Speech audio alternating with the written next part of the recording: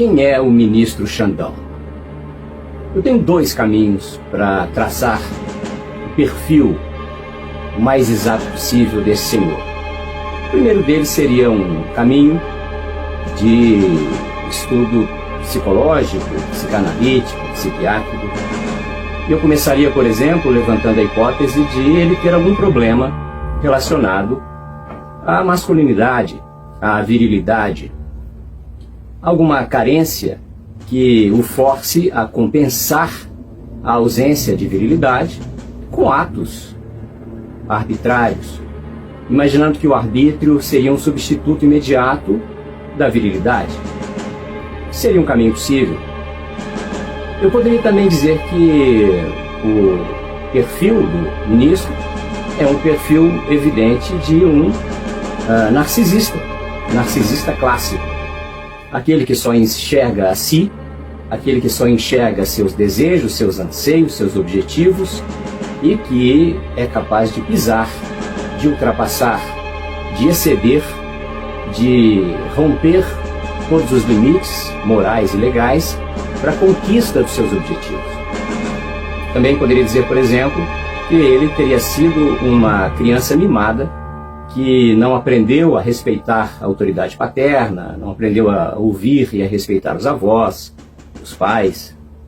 E por isso, tendo não aprendido a ouvir o não em casa, não aprendeu também a escutar a lei, a escutar a autoridade, a respeitar coisas simples como um sinal de trânsito, como uma norma institucional, um regimento e um sinal de trânsito, por exemplo. Mas esses seriam caminhos fundamentados na mera análise do discurso, na subjetividade de ciências subjetivas. Eu prefiro analisar os fatos. E o primeiro fato que eu analisaria seria o histórico de ele ter sido filiado ao PSDB, a um partido tucano, de ter sido parceiro político de Alckmin, de ter ocupado o cargo de secretário de Segurança Pública no estado de São Paulo e de, naquele momento, ter buscado uma aproximação com o vice-presidente Temer numa situação vexatória para o presidente, na qual a sua esposa, Marcela, teria sofrido o hackeamento de alguém que teria extraído de seu celular fotografias íntimas. O então secretário de Justiça teria usado o aparato público, claro, o poder de polícia, o poder de investigação, o equipamento, tudo aquilo que a Secretaria de Segurança Pública supostamente dispunha a ele, e através daquilo ele conseguiu conter os ímpetos do hacker e proteger a intimidade da senhora Marcela Temer. Ali surgiu uma dívida de gratidão e a fatura foi cobrada quando faleceu o então ministro Teori Zavascki. Todos nós nos lembramos disso, não é? Esse sim é o traçado qual convém, é o traçado que mostra a sucessão de ações concretas que antecederam todas essas que nós assistimos hoje, não é? Uma sucessão de arbítrios, uma sucessão de ilegalidades, uma sucessão de crimes. E tudo isso nos mostra o quão audacioso é esse senhor.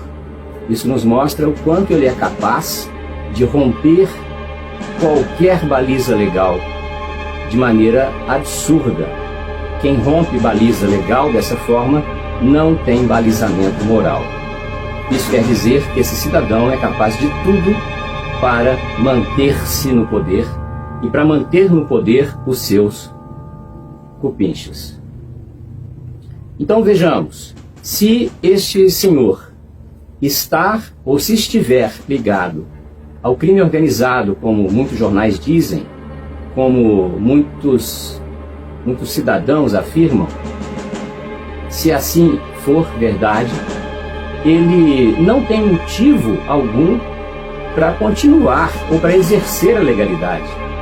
Aliás, ele só interessa a esse crime organizado, se de fato ele tem conluio, diálogo profundo com o crime organizado, se ele estiver vivo e como ministro.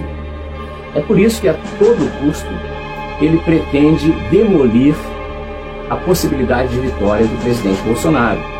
Se Bolsonaro vence, nós, com o Congresso que já temos, possivelmente teremos um novo presidente da Câmara, um novo presidente do Senado já no primeiro semestre e, evidentemente, o impeachment do senhor Alexandre ocorrerá.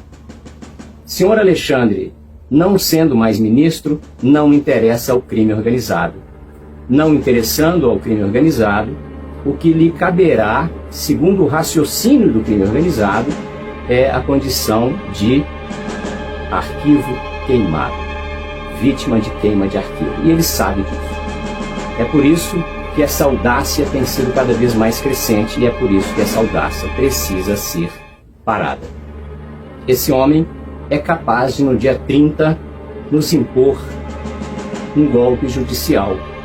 É por isso que eu tenho insistido com os meus seguidores. Digamos a todas as pessoas de bem do país que no dia 30 devemos sair para votar cedo. Devemos lembrar aos nossos idosos que eles têm prioridade, que eles chegam e votam na frente de todos. Devemos lembrar a todos que não podemos ter medo de longas filas, temos que votar. E depois que tivermos cumprido esse sagrado direito do voto, temos que ir para as ruas assim que as apurações começarem. Nós teremos que estar nos locais tradicionais de manifestação para que, em massa, em peso, esse senhor veja que nós não aceitaremos um golpe judicial. E, mais uma vez, peço a todos vocês, votem, levem os amigos e parentes para votar e recorram às ruas tão logo comecem as apurações. Um grande abraço a todos e que Deus nos abençoe. Uai, seu app de vídeos curtos.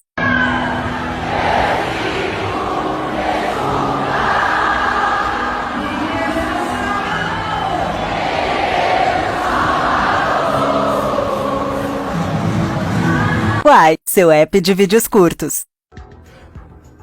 Porque voto no PT.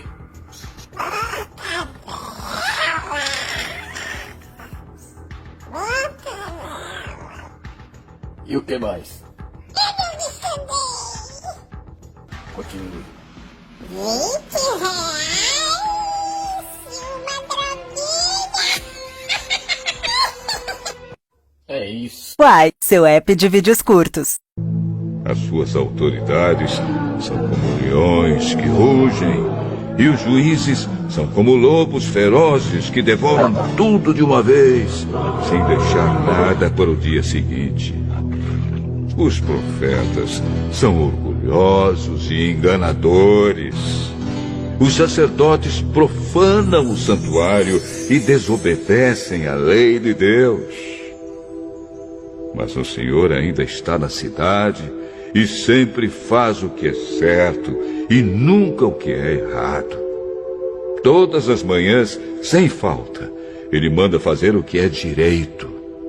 Mas os que são maus continuam na mesma e não se sentem envergonhados. O Senhor Deus diz: eu destruí nações. Uai, seu app de vídeos curtos. Não tem clima para a Copa do Mundo. E não adianta a Rede Globo colocar a Débora Seco como comentarista, mostrando as suas curvas. Não tem clima para a Copa. Não tem clima para a Copa do Mundo. E não adianta a Rede Globo colocar Jojo Todinho como comentarista, uma exímia comunicadora com um profundo conhecimento em futebol, com a sua dicção perfeita. O brasileiro não tem clima para a Copa. E no peito dos brasileiros com um mínimo de decência, somente um aperto no coração. Na mente, muitas e muitas perguntas que até hoje não têm respostas. Uma coisa de cada vez. Depois, a gente pensa. em Copa do Mundo. Uai, seu app de vídeos curtos.